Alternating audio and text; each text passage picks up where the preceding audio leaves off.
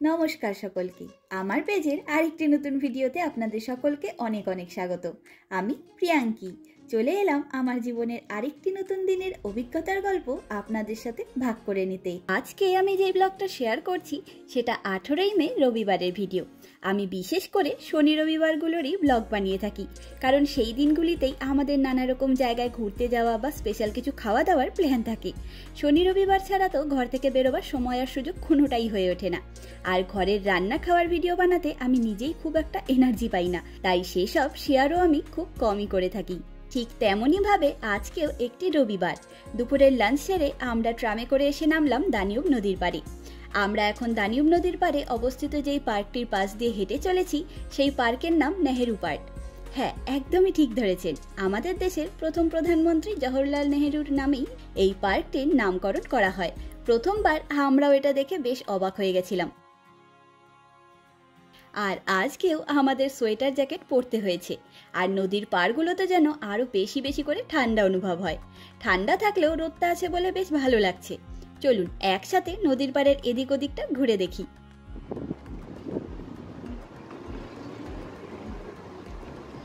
গাছের ছায়াটা দেখতে কি ভালো লাগে না? বসবি এখানে? আমি সোজাই করছি, ছোট ব্লগ বানাবো। এদিকে রোদের জন্য কালো আসে।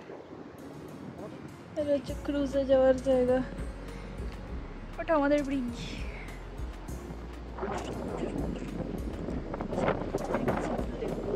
বাবা ফোনটাও তো হাতের থেকে কেঁপে কেঁপে যাচ্ছে। কি হাওয়া বাবা, চুল টুল কোথায় চলে যাচ্ছে, পাশের বাড়ি পাশের বাড়ি। নদীর পাড় দিয়ে হাঁটতে হাঁটতে হঠাৎ করে চোখ পড়ল এই বেগুনি ফুলগুলির ওপরে। তবে দূর থেকে এগুলিকে ল্যাভেন্ডার ফুল মনে হলেও সামনে এসে দেখলাম এগুলো অন্য ফুল। তবে দেখতে কিন্তু ভারী সুন্দর, তাই না? ফুল মাত্রই আমার কাছে মিষ্টি একটা অনুভূতি, আর এত রকমের ফুল একত্রে পেলে তো আমি দারুণ খুশি হয়ে যাই।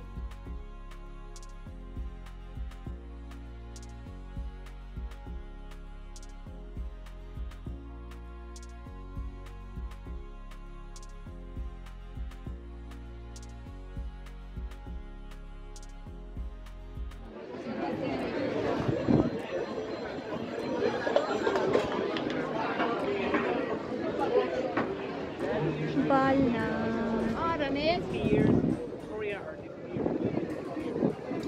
কি বললা বুঝলাম না। কি চুরোস?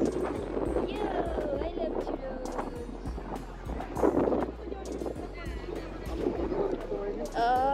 চুরোস কই?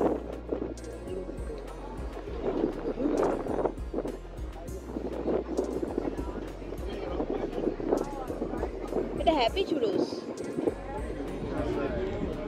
আই লাভ চুরোসের চুরো আসেনি, এর জন্য খাবো না।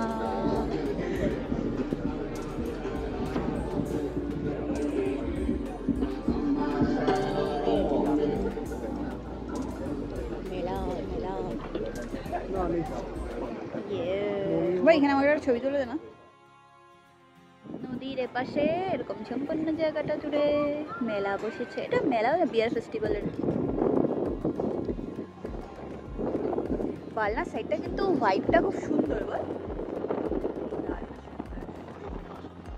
হ্যাঁ, আমাদের চেনা একটাও ব্র্যান্ড বা দোকান ওরকম কিছু আসেনি, তার জন্য আমরা এখানে কিচ্ছু খেলাম না। তবে এখানে এসে দেখলাম নদীর ধারে বুদাপেস্ট বালনা মলের পাশে চলছে একটি ছোট্ট মেলা। তবে এই মেলাটি শুধু খাওয়া দাওয়ারই মেলা। আমাদের পাড়ায় যেমন বিয়ার ফেস্টিভ্যালগুলো হয় ঠিক তেমনই। আর এরকম সব মেলাগুলোতে আমরা চুরোস খাওয়ার লোভেই এসে থাকি। আজকেও সেটাই খুঁজলাম, কিন্তু আমাদের ফেভারিট চুরোসের দোকানটি এখানে আসেনি, তাই আর খাওয়া হলো না।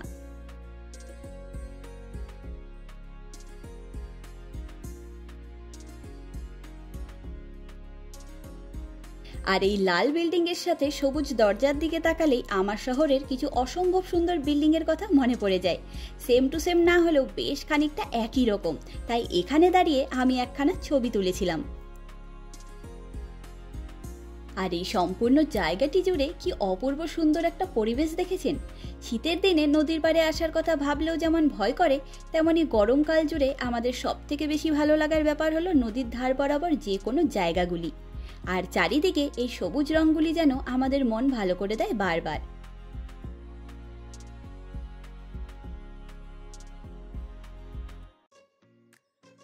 আর আমরা এখন বুদাপেস্ট ফোবামটের ট্রাম স্টেশনে এলাম, এখান থেকে ট্রামে উঠব বলে। তবে সবার আগে এলো এই বিশেষ ট্রামটি। এটি এক বগির একটি ট্রাম। এই ট্রামটির নাম N2। এর অর্থ হলো নস্টালজিয়া 2 নম্বর ট্রাম। এই ট্রামগুলি অনেক পুরনো দিনের, তাই এরকম কিছু ট্রাম সম্পূর্ণ সামার জুড়ে চালানো হয়, আর এগুলি ট্যুরিস্টদের কাছেও বিশেষভাবে বিখ্যাত।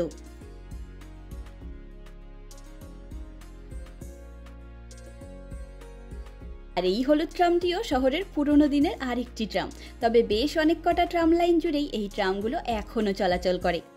আমরা ফোবামটের থেকে ডিয়াকফেরেন্সটের ট্রাম স্টেশন পর্যন্ত এসে দেখা পেলাম একটি পুচকে গোলাপ বাগানের।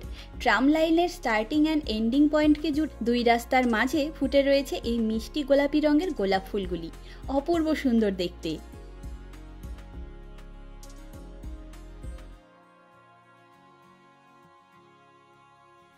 তবে জানেন তো, আজকে ওই মেলায় চুরোস খেতে পাইনি বলে এখন হিস্টেরিয়া নামের একটি ক্যাফেতে জেলাতো আর পেস্ট্রি খেতে বসলাম দুজনে। সম্পূর্ণ হাঙ্গেরির মধ্যে এই দোকানের জেলাতো ভীষণ বিখ্যাত। এখানকার প্রতিটা পেস্ট্রিও দুর্দান্ত ভালো হয় খেতে।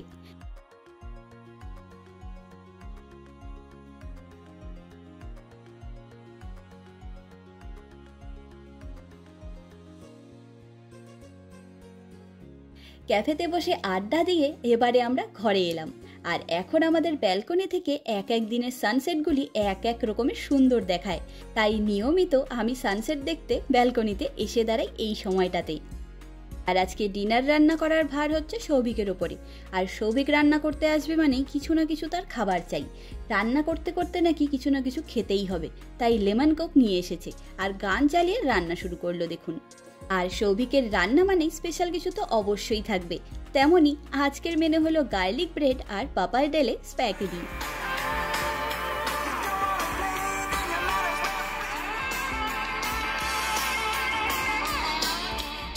আমরা মাঝে মধ্যেই এরকম নানা রকম খাবার দাবারগুলো খেয়ে থাকি। তার প্রথম কারণ হলো আমাদের এখানে বাঙালি সবজি বা মাছ কোনোটাই ভালো পাওয়া যায় না। আর দ্বিতীয়ত আমাদের মধ্যে ওই ভাত রুটির মধ্যেই যে কোনো একটা লাগবে, এর বাইরে কিছু খাবো না সেটাও নেই। তাই আমরা বেশ নতুন নতুন রান্নাবান্না করে খাওয়া দাওয়া করে থাকি। এদিকে স্প্যাগেটি এক্কেবারে রেডি।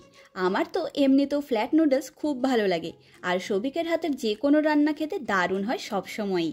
তাই আমি ভীষণ এক্সাইটেড হয়ে থাকি ওর রান্নার দিকে এলেই।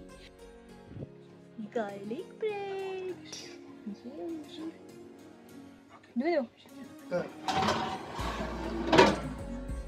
কতক্ষণ দিবি এটা?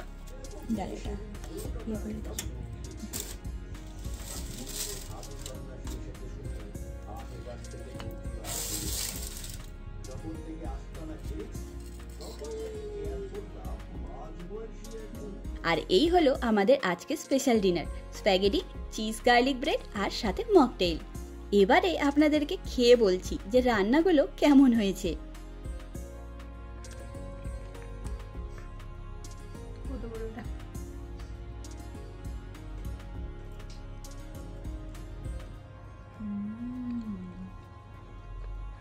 দারুণ হয়ে যায়। আমি এই পাস্তাটা ফার্স্ট টাইম খাই।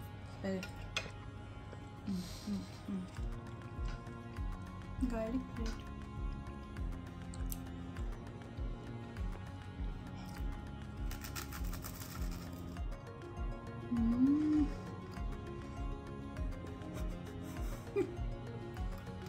কি দারুণ। যাই হোক, এখানে আমাদের উইকেন্ডগুলো এভাবেই কাটছে। এদিক ওদিক ঘুরে বেড়াই আর স্পেশাল কিছু খাবার খাই। আজকের ভিডিওটি আপনাদের কেমন লাগলো অবশ্যই জানাবেন। চলুন আজ তবে গল্পের ঝুড়ি গুছিয়ে নিই। দেখা হবে, গল্প হবে নতুন একটি অভিজ্ঞতার গল্প নিয়ে খুব তাড়াতাড়ি। আজকের ভিডিওটি এখানেই শেষ করছি। সকলে ভালো থাকবেন, সুস্থ থাকবেন, আনন্দে থাকবেন। নমস্কার।